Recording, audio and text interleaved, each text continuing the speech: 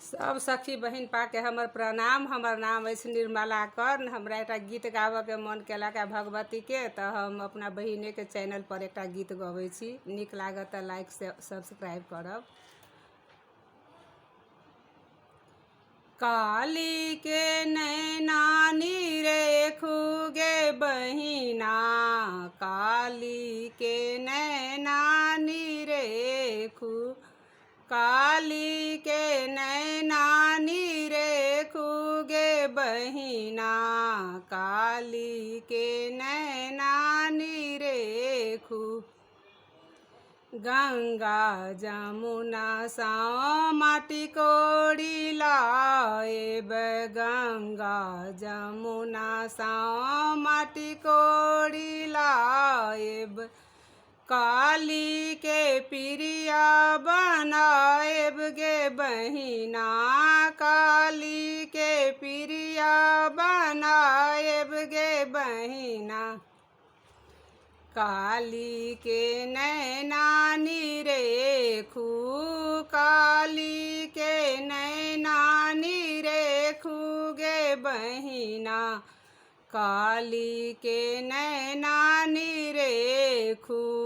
गंगा जमुना सा जल भरी लाएब, काली के पिरिया निपाएब गे बहिना, काली के नैना नीरेखू, काली के नैना नीरेखू गे बहिना, काली के नैना नीरेखू।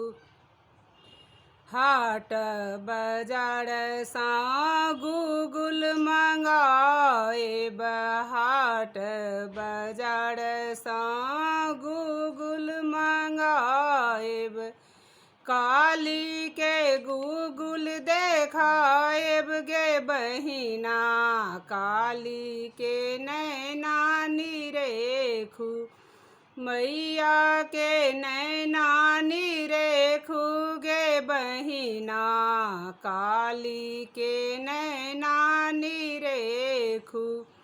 हलुइया आंगन सा मधुर मंगाएब, हलुइया आंगन सा मधुर मंगाएब, काली के भोग लगाएब गे बहिना, काली के नैना नीरेखू, काली के नैना नीरेखू गे बहिना, काली के नैना नीरेखू।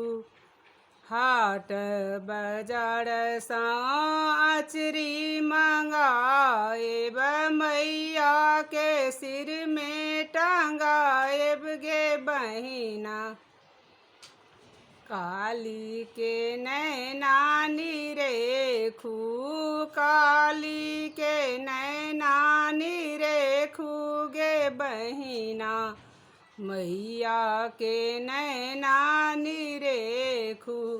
प्रणाम।